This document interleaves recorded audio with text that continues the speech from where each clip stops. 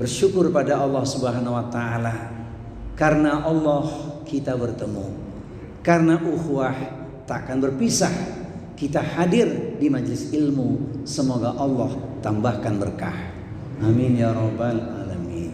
Ada yang hafal nggak tadi kalimatnya? Karena Allah kita bertemu. Karena ukhuwah tak akan berpisah. Kita hadir di majelis ilmu. Semoga Allah tambahkan berkah. Amin ya rabbal alamin. Riwayat Anwar Zufri. Tayyib. Kepada Nabi Muhammad kita bersalawat, mencintainya, mengamalkan Al-Quran dan As-Sunnah agar kita semua selamat, bahagia dunia dan akhirat. Amin ya rabbal alamin. Ya, lebih dari 5 miliar. Pernah lihat Pak 5 miliar Pak? Mas Anto pasti udah nih lihat 5 miliar ya. Udah ya. Sudah pernah lihat 5 miliar Bu? Ngitung apalagi ya. Tapi transferan udah ya, pernah ya. Oh alhamdulillah. Masya Allah. Iya. Tema inspiratif yang sederhana ini saya tujukan terutama untuk pribadi pasti, untuk para suami atau para ayah yang soleh agar menjadi manusia yang paling baik terhadap keluarga. Apalagi kalau ibu-ibu juga menyimaknya, Masya Allah. Jadi tinggal di cross check saja. Suamiku, anak berkata, ayahku sudah ngasih 5M ini atau belum? Karena nilainya luar biasa. Paling gampang orang bilang berapa M? 1M. Dijelaskan 1M itu 1 miliar, 2M 2 miliar, 3M 3 miliar, 4M 4 miliar, 5M 5 miliar. Ini lebih daripada itu. 5 miliar itu jumlah yang banyak yang tidak semua suami mampu untuk meraih dan memberikannya kepada keluarga. Allahu a'lam. Wahai para ikhwan, saudaraku pecinta ilmu perindu surga, tak usah risau, tak usah galau, tak usah resah, tak usah gelisah. Ada 5M yang jauh lebih bernilai melebihi 5 miliar seperti tema kita hari ini. Tema itu menjadikan seorang pengen tahu gitu, maka bikin yang bombastis gitulah kira-kira ya. Padahal sebenarnya 5M itu adalah perkara ini. Ya. Suami atau ayah yang baik terhadap keluarga kalau dia sudah dikatakan Rasulullah seperti hadis berikut ini. Khairukum khairukum li ahlihi. Sahihun Ibnu Hibban. Sebaik-baik kalian adalah orang yang paling baik terhadap ahli keluarganya. Hadis riwayat Ibnu Hibban. 5 hal yang harus dilakukan suami atau ayah. Jadi kalau sudah kita bisa kasih 5M ini, Masya Allah, dialah seorang suami yang baik. Dia seorang ayah yang baik. Dia seorang sahabat yang baik. Bahkan ada yang akan menikah sudah punya 5M ini ilmunya. Itulah persiapan yang terindah bagi seorang pemuda ketika akan menikah. Menanamkan tauhid yang lurus, yang pertama. Yang kedua, membimbing dan mengawasi ibadah. Yang ketiga, membangun akhlak yang mulia. Yang keempat, memberi nafkah yang halal dan baik. Dan yang kelima, menjadi teladan dalam keluarga. Kira-kira kita sudah melakukan ini belum Pak? Insya Allah ya. Sesuai dengan kemampuan kita, kita sudah berusaha melakukannya. Alhamdulillah. Namun rinciannya perlu kita memahaminya. Tayyib. Waktu kita sampai jam berapa untuk paparannya? 5:30 ya. Tayyib. Kita bikin cukup 5:30 walaupun ini perlu 2 jam. Kita bikin 5:30 selesai insyaallah. Ya. Yang pertama, menanamkan tauhid yang lurus. Allah Subhanahu wa taala menyampaikan lewat surat cinta Al-Qur'an, innani anallah la ilaha illa ana fa'budni.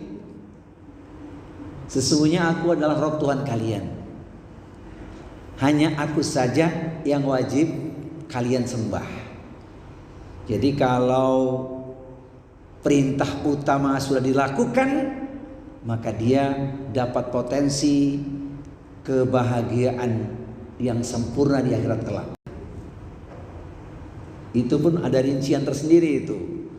Kalau bicara syirik kan ada syirkul akbar, syirkul asghar. Ada orang ibadah mengatakan tapi yang disembah bukan Allah. Ibadahnya sudah benar, kaifiatnya, caranya benar, tapi bukan karena Allah. Berarti dia dapat juga terkena syirkul asghar, syirik kecil, yang ibadahnya karena sanjungan atau pujian. Dan itu ada ya, kalau kita buka di Al-Quran, ada orang sholatnya bukan karena Allah, tapi karena ingin dapat sanjungan, riya dan sum'ah, dapat sanjungan pujian manusia.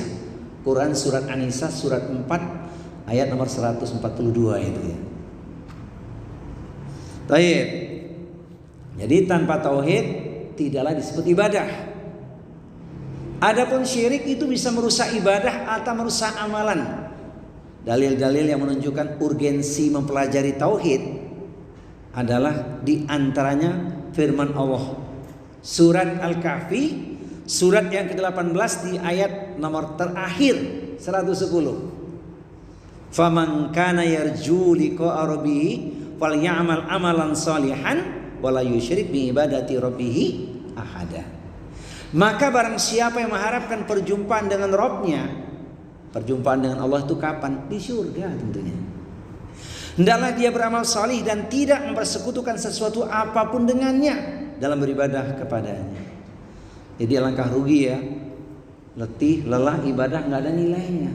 Sebab bukan karena Allah yang disembah, bukan Allah. Yang disembah apa? Pujian, sanjungan, harta, kedudukan, dan seterusnya. Na'udzubillah min dzalik. Nah, saudaraku sekalian, pecinta ilmu perindu surga, dakwah Rasul saja adalah meluruskan akidah supaya umat beribadah pada Allah saja, meninggalkan kesyirikan. Allah berfirman pada surat An-Nahl surat yang ke-16 ayat 36, walaqad ba'atna fi kulli ummatin rasulan ani ibudullah wajtanibut taghut. Dan sungguh telah kami utus kepada setiap umat seorang rasul yang menyerukan sembahlah Allah dan jauhilah taghut, sesembahan selain Allah. Jadi urgensi tauhid itu luar biasa ya. Sampai ancamannya itu begitu berat tuh. Enggak diampuni dosa yang satu ini ketika menyekutukan Allah. Innallaha la yaghfiru ayyushraka bihi wa yaghfiru ma duna dzalika liman yasha. Sesungguhnya Allah tidak akan mengampuni dosa syirik dan Dia mengampuni segala dosa yang selain dari syirik itu bagi siapa yang dikehendakinya. Quran surat An-Nisa surat yang keempat ayat nomor 48. Begitulah urgensinya, pentingnya tauhid. Menyembah Allah, tidak mempersekutukan Allah. Kalau ingin kita rinci dalil lain sangat banyak. Ya, masuk surga syaratnya pun bertauhid. Ya, jadi rugi ibadahnya luar biasa tapi terbang bagaikan debu, tidak ada nilainya, habis hangus. Rasul mengatakan dalam hadis Muslim yang satu ini, tentu kita sudah pernah menyimaknya, membacanya, man mata la yusyrik billahi syai'an dakhalal jannah wa man mata yusyrik billahi syai'an dakhalan nar. Barang siapa yang mati dalam keadaan tidak berbuat syirik kepada Allah dengan sesuatu apapun, maka ia akan masuk surga. Amalannya sedikit. Ya memang kita tidak ingin mengalami proses yang mengerikan ya, masuk surga tapi direndam dulu. Tapi karena dia punya tauhid, walaupun amalnya sedikit, bebas dari syirik, tetap dia masuk surga. Kita pinginnya amalannya paripurna gitu ya, sempurna, sehingga tidak melalui proses yang menakutkan, langsung masuk surga lah gitu ya, tidak direndam terlebih dahulu. Barang siapa yang mati dalam keadaan tidak berbuat syirik kepada Allah dengan sesuatu apapun, maka ia akan masuk surga. Namun barang siapa yang mati dalam keadaan berbuat syirik kepada Allah, maka ia akan masuk neraka. Hadis riwayat Muslim. Saudaraku, berbahagialah ahli tauhid, sebab ahli tauhid diharamkan dari neraka. Fa innallaha harama 'alan nari man qala la ilaha illallah yabtaghi bidzalika wajhullahi. Sesungguhnya Allah mengharamkan neraka bagi orang yang mengatakan la ilaha illallah, yang diucapkan ikhlas mengharapkan wajah Allah, khalison min qalbihi, ikhlas dari hatinya. Dan kita sudah sering ya mendengar lapas man akhiru kalamihi la ilaha illallah dakhalal jannah. Siapa yang akhir ucapannya la ilaha illallah maka akan masuk surga. Itu dalam tema yang sangat khusus bicara tentang tauhid. Tauhid uluhiyah, tauhid rububiyah, tauhid asma wa sifat. Nah, pentingnya tauhid ini yang luar biasa, Masya Allah. Tentu lebih dari 5 miliar ini. Sebab pentingnya tauhid itu agar anggota keluarga saling menjaga satu sama lainnya, bertemu di akhirat dalam keadaan bahagia. Bahagianya gimana Pak? Masuk surga. Kan sudah pernah kita menyimak pesan Al-Quran pingin sama-sama masuk surga, betul? Jannatu adnin yadkhulunaha wa man salaha min abaihim wa azwajihim wa dzurriyyatihim. Assalamun alaikum bima sabartum fa ni'ma uqbaddar. Surat Ar-Ra'd surat 13 ayat 23-24 kan? Surga Aden yang masuk ke dalamnya bersama dengan orang-orang yang soleh. Siapakah mereka? Orang tuanya, pasangan hidupnya, anak keturunannya. Di setiap pintu malaikat mengucapkan kalimat yang menenteramkan jiwa, kalimat cinta, selamat sejahtera atas kesabaranmu. Inilah akhir kesudahan engkau menjadi penduduk surga. Kan itu namanya kebahagiaan yang sempurna, sehidup sesurga. Ya, Masya Allah. Nah di ayat 9 surat Al-Insyiqaq itu Syekh Muhammad bin Shalih Al-Utsaimin menjelaskan ya tafsir beliau. Wa yanqalibu ila ahli masrura, dan dia akan kembali kepada kaumnya, ahlinya, kaumnya, keluarganya yang sama-sama beriman dengan gembira. Gembiranya apa? Dari hisab itu ia akan kembali kepada keluarganya di surga dengan rasa gembira, gembira di hati. Nabi SAW memberitakan bahwa kelompok pertama yang masuk surga seperti bentuk bulan di malam purnama. Kemudian mereka ada derajat-derajatnya. Ini menunjukkan kegembiraan tadi. Tapi kalau minta surga, pengen surga apa Pak? Surga Firdaus ya. Nah, kita sudah pernah kaji itu ya, surga Firdaus. Tapi yang namanya surga akhirat itu di level manapun tetap bahagia. Tapi kita boleh bermohon surga Firdaus ya. Taib. Jadi ini M yang pertama. Apa M yang pertama Pak? M yang pertama, menanamkan tauhid yang lurus. Saya ingin menambahkan sedikit dalam dinamika kehidupan betapa pentingnya tauhid. Kalau tauhidnya lurus dalam keluarga, maka gelombang kehidupan apapun yang dihadapi tidak akan membuat seseorang terjatuh dalam kehancuran. Sebab dia paham dengan benarnya tauhid, berlakulah sunatullah yang telah Rasul katakan 4 ketentuan itu. Khalaqallahu kulla syai'in fakataba hayataha wa mautaha wa musibataha wa rizqaha.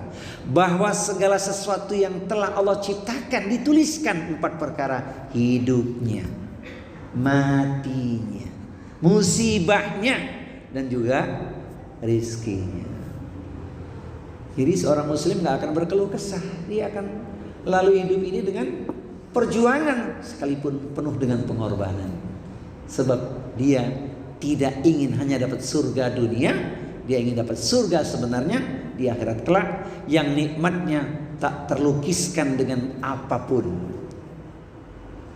Baik. Sekarang M yang kedua. Nomor 1 tauhid lurus, alhamdulillah ya. Yang kedua, seorang suami, seorang kepala keluarga memberikan bimbingan, yaitu membimbing dan mengawasi ibadah.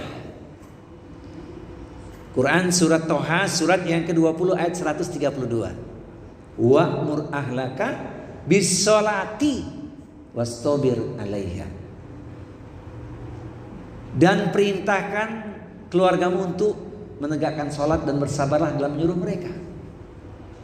Oleh karena itu ada tahapan-tahapan bicara tentang perintah sholat. Muru auladakum bis-sholati wahum abna'u sab'i sinina wadribuhum 'alaiha wahum abna'u 10 sinin. Perhatikanlah anak-anak kalian untuk melaksanakan sholat ketika mereka berumur 7 tahun. Jika mereka telah berumur 10 tahun namun mereka enggan untuk menegakkan sholat, pukullah mereka. Tentu pukulan yang mendidik. 7 tahun diperintah sholat, 10 tahun enggak sholat boleh dipukul. Bagaimana Pak kalau istri 40 tahun malah sholat? Diapain Pak?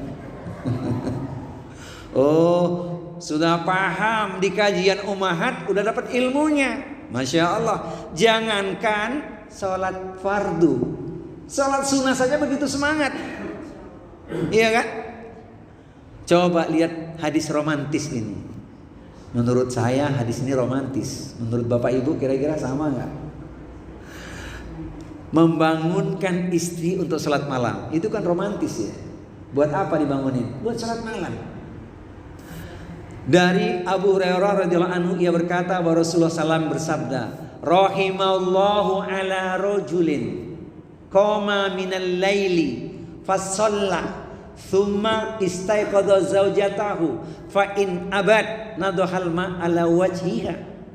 Allah merahmati seorang lelaki, itu seorang suami yang bangun pada malam hari lalu ia salat dan membangunkan istrinya.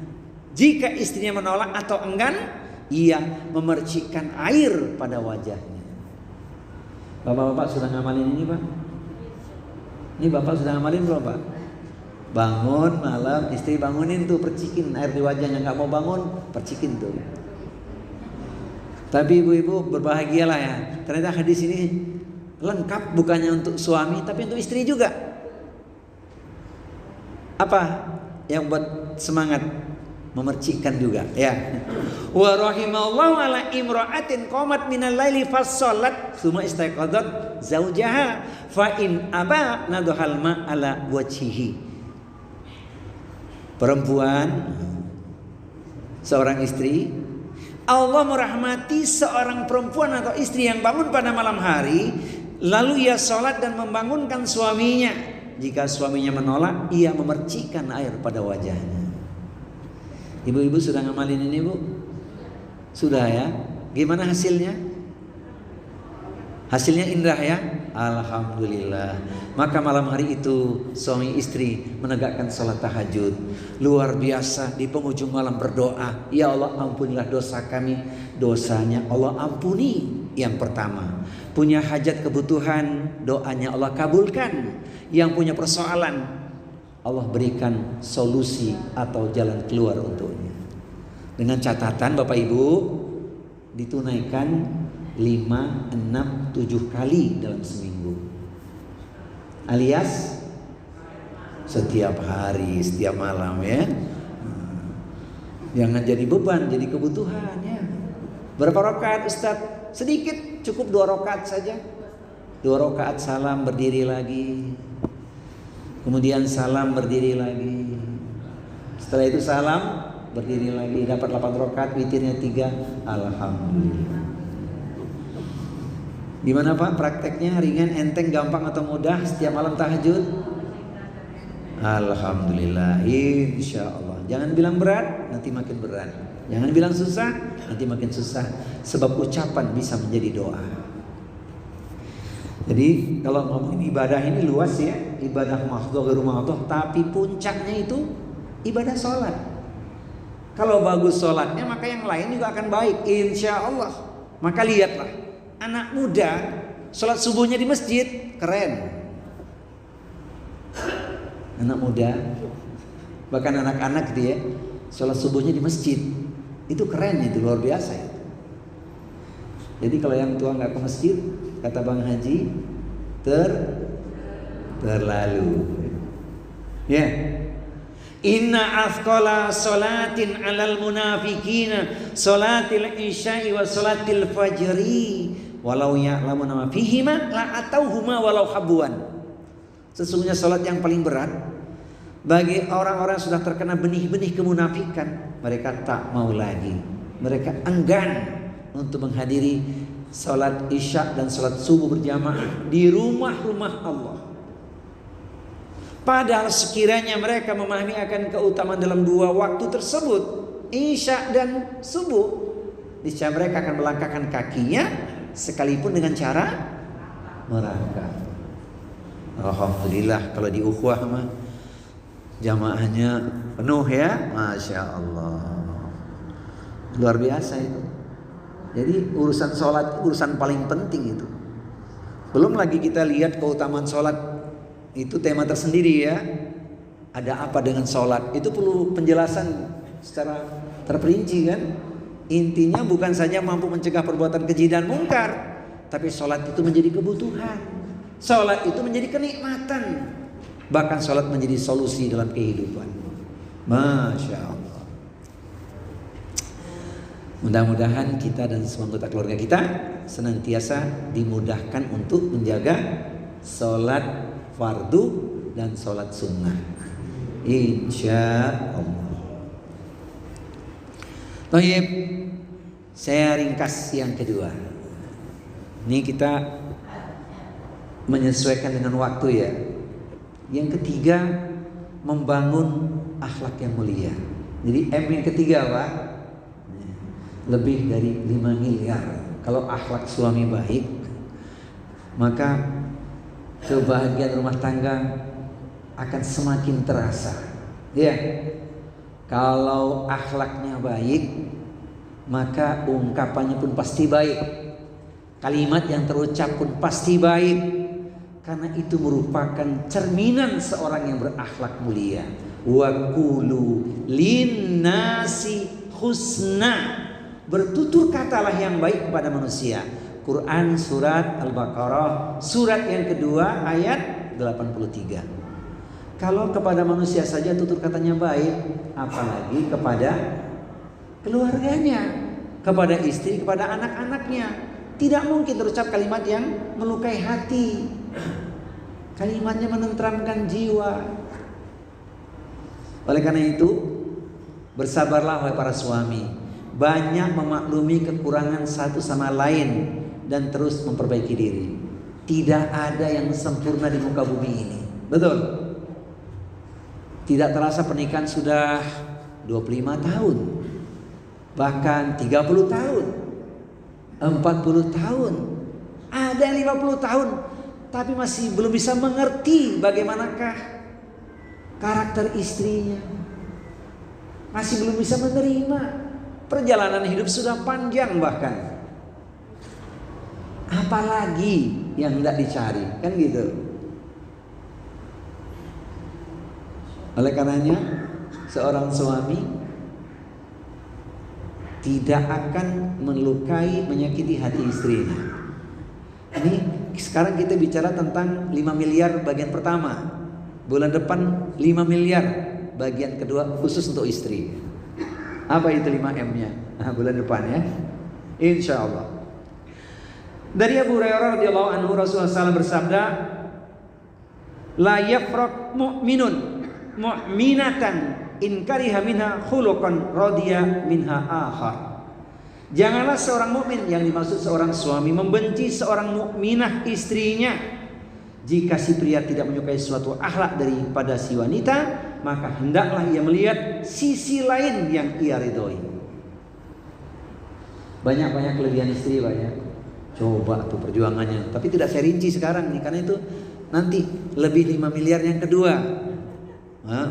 Tapi kita bisa merasakan Nikmati Pak berumah tangga itu. Apapun keadaannya. Ustaz, istri saya cerewet, bawel, judes. Alhamdulillah. Kalau punya istri judes, ngomongnya banyak. Alhamdulillah, nggak repot nyetel tip. Betul.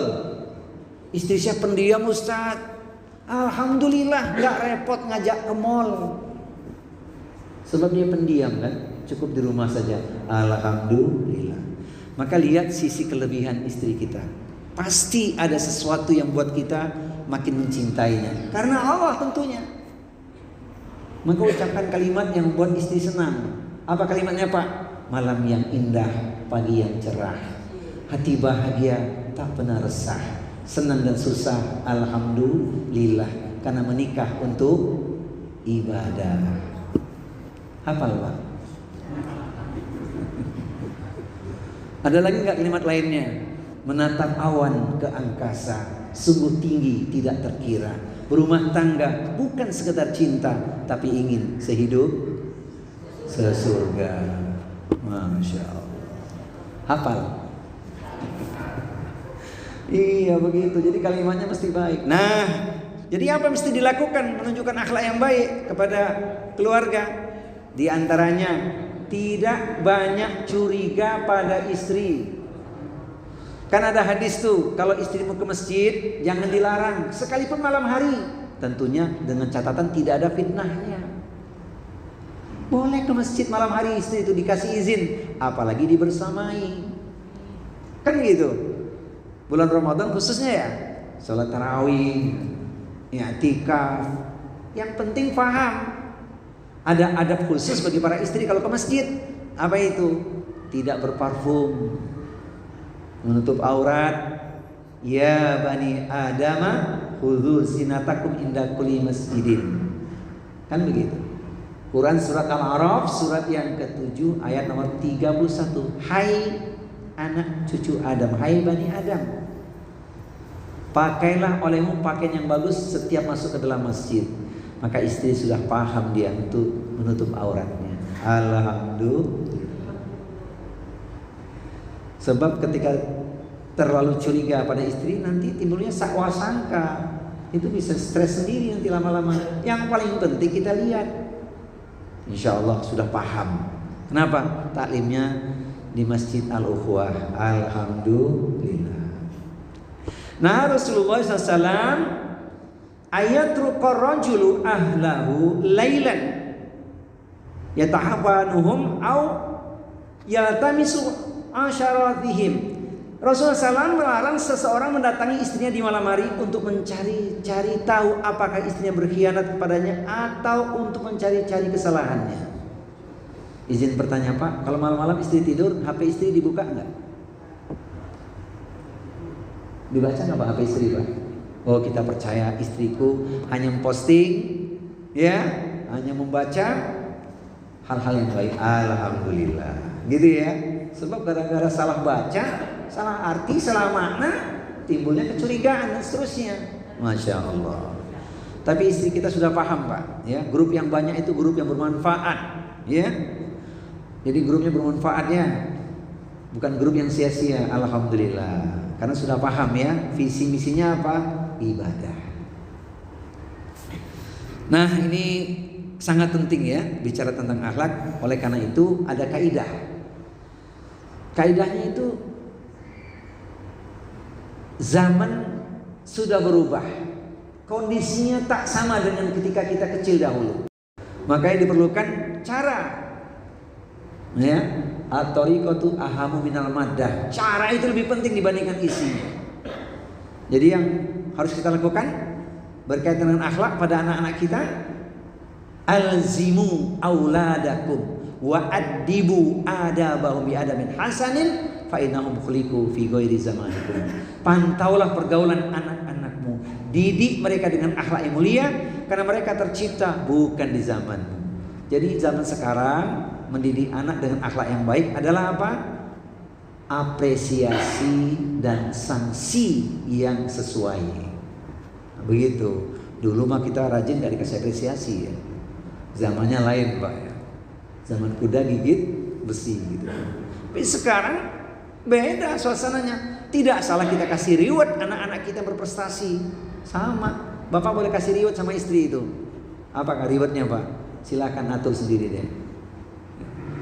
Dalam rangka membangun kehidupan rumah tangga yang indah itu kan banyak kiat-kiatnya, Masya Allah. Boleh kasih prestasi, boleh kasih apresiasi, gitulah kira-kira. Taib, di antaranya Pak ya, ini ngomongin akhlak seorang suami ini penting saya sampaikan nih. Kenapa? Ada yang mengatakan mengepel itu pekerjaan istri. Ada yang begitu nggak Pak? Ada nggak? Padahal istrinya sedang kurang sehat, bisa berbagi pekerjaan, apalagi sedang libur kan? Mohon maaf nih, apalagi sudah pensiun. Yang sudah pensiun Pak, bantu istri itu. Ya, lelah kalau dia bekerja sendiri. Membantu pekerjaan istri di rumah termasuk bentuk berbuat baik dan menunjukkan keluhuran akhlak suami. Akhlaknya baik, akhlaknya mulia. Coba lihat bagaimana contoh dari suri teladan kita Nabi Muhammad SAW ketika beliau berada di rumah. Apa yang dilakukan? Anil Aswadi qala sa'altu Aisyata makana Nabiyyu sallallahu alaihi wasallam yasna'u fi ahlihi qalat kana fi mihnati ahlihi fa idza hadaratis salatu qama ila salati. Dari Al Aswad ia bertanya pada Aisyah, apa yang Nabi SAW lakukan ketika berada di tengah keluarganya? Aisyah menjawab, Rasulullah SAW biasa membantu pekerjaan keluarganya di rumah. Gimana Bu para suami? Sudah membantu istri Bu di rumah? Alhamdulillah ya Bu ya. Nah, ini hadis ini pegang kuat-kuat nih. Kalau selama ini belum, pilih-pilih pekerjaan padahal bisa lakukan. Kecuali kapan Pak? Kecuali ini. Jika telah tiba waktu sholat, beliau berdiri segera menuju sholat. Iya, azan berkumandang, tinggalkan pekerjaan, fokus, kan gitu. Bagaimana Pak? Sudah kita lakukan Pak hal ini? Insya Allah ya, bantu pekerjaan istri di rumah itu selagi kita bisa. Masya Allah. Taib. Nah sekarang nomor yang keempat, M yang keempat, ini juga lebih dari 5 miliar. Betapa tidak, kalau nafkah yang diberikan itu halal, bahagia. Tapi kalau nafkahnya haram, derita. Bukan cuma di dunia, tapi siksa sampai di neraka. Akibat tidak memberi nafkah yang halal kepada keluarga. Maka M yang keempat, memberi nafkah yang halal dan baik. Keharusan, tugas kita, wahai para suami, wahai para ayah. Allah Subhanahu wa taala berfirman pada surat Al-Baqarah surat yang kedua 168. Ayat ini luar biasa. A'udzu billahi samiil alim minasyaitonir rajim. Ya ayyuhan nasu kulu mimma fil ardi halalan thayyiban wa la tattabi'u khutuwati syaitan innahu lakum aduwwum mubin. Wahai manusia, hendaklah makan olehmu apa yang ada di bumi ini yang baik dan halal. Jangan ikuti langkah-langkah setan, karena setan itu musuhmu yang nyata. Jadi kalau kita memperturutkan setan, dikhawatirkan menghalalkan syara yang orang dulu pernah bilang itu halal, haram, hantam katanya. Jangankan cari yang halal, yang haram pun sudah susah katanya. Masya Allah, mendingan yang halal sajalah. Ya. Itu ayat 168 berlaku bagi semua manusia, apalagi untuk orang yang beriman. Quran surat Al-Baqarah 172, supaya artinya betul-betul pas nih. Ustaz Anto tolong Quran surat 2 172. Ya ayyuhalladzina amanu Kulu min thayyibati ma razaqnakum washkuru lillahi in kuntum iyyahu ta'budun. Surat 2 172. Iya, renungkan wahai para suami ya.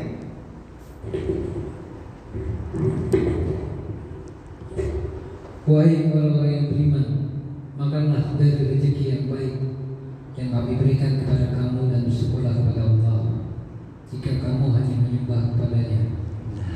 Masya Allah. Mohon maaf nih Pak, apakah sudah kita nafkahi keluarga dengan yang halal? Alhamdulillah. Ustaz, saya sudah pensiun Ustaz, tetap ada rezeki yang halal, insya Allah ya. Prestasinya menjemput nafkah sudah diukir dulu sebelum pensiun. Sekarang alhamdulillah Ustaz, di brankas masih ada lah 1 M. Alhamdulillah. Betul Pak? Betul nggak? 1 M-nya apa itu? Alhamdulillah. Nah itu dia. Berbahagia ya. Sebab kita diperintahkan untuk memakan yang halal dan menjauhi yang haram. Oleh karena itu jangan lupa doa ini, jangan lupa ini. Di pengajian ibu-ibu, nih Pak, di majelis taklim para ummahat, saya sering mengingatkan, sampaikan, ingatkan para suami ketika akan berangkat kerja, baca doa ini, bisikkan di telinga kanannya, Allahumma kfini bihalalika an haramika wa aghnini bifadlika aman siwak. Ya Allah, cukupkanlah aku dengan yang halal dan jauhkanlah aku dari yang haram, dan cukupkanlah aku dengan karuniamu dari bergantung pada selainmu. Hanya pada Allah saja kita bergantung, bernaung dan berlindung. Pada Allah kita mohon. Jangan lupa ini. Alhamdulillah Ustaz, sudah saya bisikin di telinga kanan suami. Oh, dia paham. Ya, doa itu dibaca. Bahkan bukan cuma itu.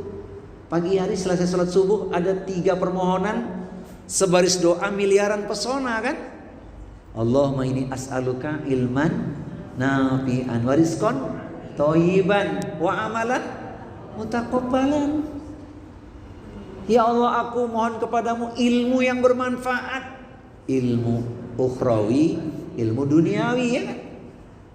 Nomor 1 ukhrawi, dunia, ilmu akhirat, ilmu dunia, dan rizki yang baik. Kemudian amal yang diterima. Itu 3 permohonan lebih luas dibandingkan samudra itu. Kalau 3 perkara itu sudah Allah penuhi untuk kita, luar biasa. Ilmu, jalan penerang kehidupan dimiliki, rizkinya baik, dicukupkan gitu. Kemudian amal diterima, ibadah kita sempurna sudah. Nah, jangan lupa doa ini. Ustaz, ada tambahannya enggak? Ada. Jangan cuma doa ini. Beri dorongan semangat kepada suami supaya keluar rumah itu betul-betul dia bersandar pada Allah. Bisikan di telinga kiri. Apa itu? Bismillahi tawakkaltu 'ala Allah la haula wala quwata illa billah. Ada tambahannya lagi enggak kalau suami akan berangkat kerja? Ada Ustaz. Kalimat yang menyentuh jiwanya. Cium tangan, katakan, hati-hatilah Bang di jalan. Fokus saja pada pekerjaan. Kami di rumah selalu mendoakan. Jangan lupa pulang bawa mendoan. Bu, sempat bilang gitu gak sama suami? Ingat-ingat ya. Hati-hatilah Bang di jalan. Fokus saja pada pekerjaan ya. Di rumah kami mendoakan. Jangan lupa pulang bawa mendoan. Suami menjawab ya, pesanmu takkan kulupakan. Aku fokus pada pekerjaan. Jangankan mendoan yang kau inginkan, kapal selam pun aku belikan. Hafal Pak? Kan harus sesuai. Mendoan. Masya Allah. Ada lagi nggak kalimat yang lain? Ada Ustadz, biar lebih semangat ya. Berangkatlah bang dengan tenang. Doaku menyertaimu sepanjang siang. Tak mengapa larut malam kau baru pulang. Yang penting bawa bawa uang katanya. Bawa uang atau nasi padang? Suami menjawab ya. Apa jawaban suami? Maafkanlah aku sayang. Terpaksa larut malam baru pulang. Engkau di rumah pasti senang. Aku pulang bawa setan dan pisang karena belum gajian. Beri nafkah yang halal. Nah, Abul Abbas Ahmad bin Abdul Halim bin Taimiyah Al-Harani rahimahullah, beliau pernah berkata, wahai para suami, ini ilmunya, wal qalilu minal halali yubaraku fihi wal haram al kathiru yadhabu wa yamhaquhullahu ta'ala. Sedikit dari yang halal itu lebih bawa berkah di dalamnya, sedangkan yang haram yang jumlahnya banyak hanya cepat hilang dan Allah akan menghancurkannya. Kalau gitu pilih mana Pak? Sedikit haram, banyak halal. Pilih biar banyak asal halal gitu ya. Alhamdulillah. Kalaupun sedikit, bersyukurlah kepada Allah. Alhamdulillah. Makanya tenang ya. Sebab ya, apa yang dikhawatirkan? Yang dikhawatirkan kalau kita menafkahi keluarga kita dengan yang haram, jadi siksa di akhirat kelak. Ya. Di akhirat neraka lebih pantas menyantap jasad yang tumbuh dari yang haram. Dari Abu Bakar As-Siddiq radhiyallahu anhu, ia berkata, "Man nabata lahmuhu minas suhti fannaru aula bihi." Siapa yang dagingnya tumbuh dari pekerjaan yang tidak halal, nafkah yang tidak halal, maka neraka pantas untuknya. Na'udzubillah min dzalik. Apa kesimpulannya Pak? Wahai para suami, apa kesimpulannya? Bekerja ikhlas, bekerja cerdas, bekerja tuntas. Insya Allah hutang pun lunas. Insya. Jadi urusan yang keempat nih, M yang keempat ini luar biasa. Kalau ingin kita rinci, mengapa kita makan yang halal? Sebab itu banyak keutamaannya. Kerugiannya banyak juga ketika kita makan yang haram. Doa terhadang, letih lelah berdoa nggak dikabulkan sebab yang dimakan haram, yang diminum haram, yang dipakai haram. Terhadang doanya. Apalagi musibah datang bertubi-tubi tiada henti tanpa disadari. Ustaz, faktanya nggak demikian. Fulan bin Fulan kerjanya asal-asal aja. Dia punya segalanya, rumah megah, mobil mewah, hektaran ladang dan sawah, investasi terus bertambah. Pendek kata semua serba indah dan wah. Padahal tidak ibadah. Dari mana dia dapat? Dia dapat dari judi online. Wah, Masya Allah. Padahal kalimatnya apa? Jangan ada. Dari mana nih suamiku? Alhamdulillah. Dapat bonus dari bos. Bosnya yang mana nih? Tapi tidak di sini ya. Alhamdulillah. Bersyukur kita pada Allah, walaupun orang mengatakan sekian kali sekian, alhamdulillah. Yang penting halalan thayyibah. Maka kalau ditanya kaya dan cukup, pilih mana nih Pak? Mendingan kaya atau cukup Pak? Nah, cukup kaya katanya. Iya. Ya. Kalau cukup masih ada lanjutan Pak. Kalau kaya, tanda tanya, kayanya dari mana? Tapi kalau cukup ada lanjutannya. Cukup untuk ibadah, cukup untuk umroh, cukup untuk sedekah, lain-lain. Alhamdulillah. Ini Yang keempatnya, M yang keempat sudah diberikan kepada keluarga. Alhamdulillah. Sekarang M yang kelima ya. Ini dia puncaknya. Wahai para suami, wahai sahabatku, wahai para ayah, wahai saudaraku pecinta ilmu penduduk surga, miliki M yang kelima. Ini lebih dari 5 miliar. Ketika bisa menjadi teladan dalam keluarga, kita berusaha sekuat tenaga menjadi teladan bagi keluarga kita. Oleh karena itu ada larangan. Larangan omdo. Bukan hanya sekedar menyuruh, tapi tidak melakukan. Menyuruh, diamalkan. Allah Subhanahu wa taala memberikan warning, peringatan keras kepada orang-orang beriman.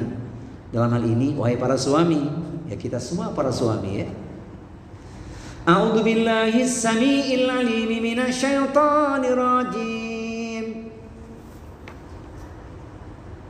Ya ayyuhalladzina amanu lima taquluna ma la taf'alun kabura maqtan 'indallahi an taqulu ma la taf'alun. Wahai orang-orang yang beriman, mengapa engkau berkata tapi engkau tidak melakukan? Engkau hanya berkata tapi tidak mengamalkan. Murka Allah sangat besar. Engkau hanya berkata tapi engkau tidak melakukannya, tidak mengamalkan. Betapa beratnya beban yang kita pikul, wahai para suami, wahai para ayah, wahai saudaraku. Sebab yang kita ucapkan kebaikan itu harus kita lakukan, kita terjemahkan dalam amalan, supaya tidak jadi bumerang buat kita, tidak menjadi persoalan buat kita. Semampu kita, sebisa kita, seoptimal mungkin, terbaik yang kita lakukan. Kalimat-kalimat yang baik tentu menginspirasi kita untuk berbuat baik. Tafsir Al-Madinah Al-Munawwarah Markas Ta'lim Al-Quran di bawah pengawasan Syekh Prof. Dr. Imad Zuhair Hafiz. Beliau Profesor Fakultas Al-Quran Universitas Islam Madinah mengatakan, Allah menegur orang-orang beriman, mengapa kalian mengaku beriman namun tidak kalian buktikan dengan perbuatan. Itu yang sering dianalogikan dengan kalimat apa Pak?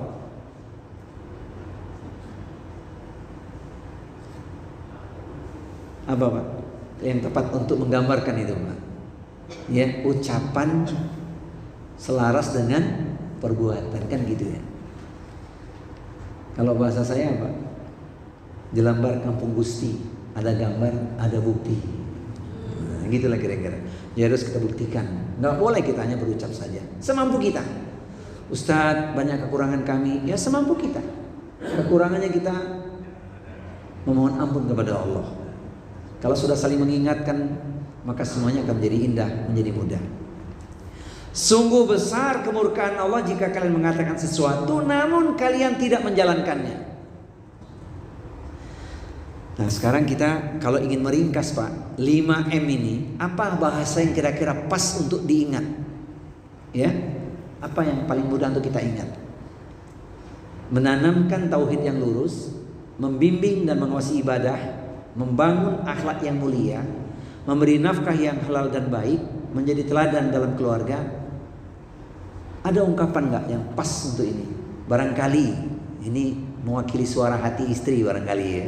Barangkali, mohon maaf nih kalau kurang tepat diluruskan. Suami yang baik adalah suami yang tutur katanya halus, cintanya tulus, akidahnya lurus, mudah cari tulus, pribadinya bagus. Riwayat Anwar Zuhri. Itu kira-kira apa ya ringkasannya yang mudah untuk kita ambil manfaatnya. Kira-kira khusus untuk para suami ini ya, 5M ini sudah kita miliki belum nih Pak? Sudah kita terjemahkan dalam kehidupan kita sehari-hari itu belum? Insya Allah ya. Kekurangannya tinggal kita sempurnakan semampu kita. Jadi kesimpulannya, inilah 5M yang melebihi 5 miliar. 5 miliar memang banyak, tapi bisa habis tanpa sisa. Tapi 5M ini menyelamatkan kita dunia dan akhirat. Sehingga kita berharap diberikan Allah kemudahan untuk mengamalkannya. Allahumma la sahla illa ma ja'altahu sahla wa anta tajalul hazna idza syi'ta sahla. Ya Allah, tidak ada kemudahan kecuali Engkaulah yang memudahkan, dan dengan kehendak-Mu semua menjadi mudah. Dimudahkan oleh Allah SWT sehingga kita mendapat gelar terindah yang Rasul katakan, khairukum li ahlihi. Sebaik-baik kalian adalah yang paling baik kepada keluarganya. Semoga Allah membimbing dan menjadikan kita suami atau ayah yang terbaik dalam keluarga. Amin ya rabbal alamin. Aqulu qouli hadza wal afu minkum wa ma uridu ilal islah mastata'tu.